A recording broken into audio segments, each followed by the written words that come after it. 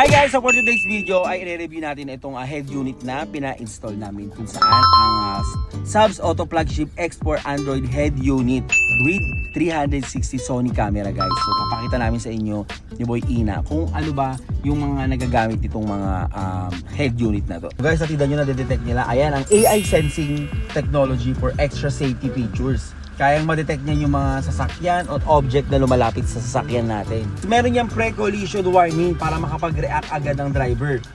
Lane change warning din para nag-a-alert kapag alanganin ang pag-change ng lane. Ayan, so mag-ano yan para magre-red yan siya dyan sa may gilid natin guys. Tapos meron din siyang go alert. Nag-a-alert kapag umandar na ang sasakyan sa harap. Very useful pagdating sa traffic. Sony 360 cameras na rin ang lahat ng to guys.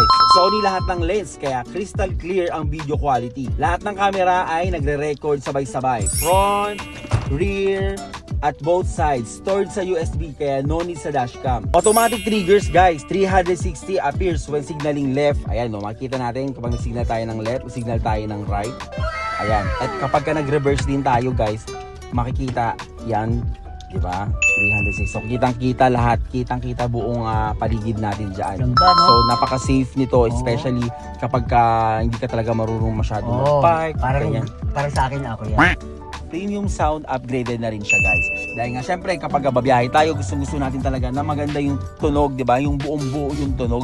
So ito guys, meron siyang DSP, Digital Sound Processing, at meron na rin yung Digital Theater System. Malinaw ang boses, mas buo at mas solid ang tunog. Auto-connect agad pag i-start na sasakyan. At guys ito pa ang isa. Compatible siya sa Apple CarPlay at sa Android Auto. Ayan. 3-year replacement warranty siya. Tama, replacement guys yung buong unit mismo. So talagang kumpiyansa ka na maganda at pang long term na gagamitin mo talaga tong head unit na ganito guys. At guys, premium quality ang units. Malinaw, smooth response, advanced tech. True specs declaration, walang fake RAM o storage. Lahat ng features advanced. Nabihira syempre makita sa ordinary Android head units. At syempre, 9-year existing.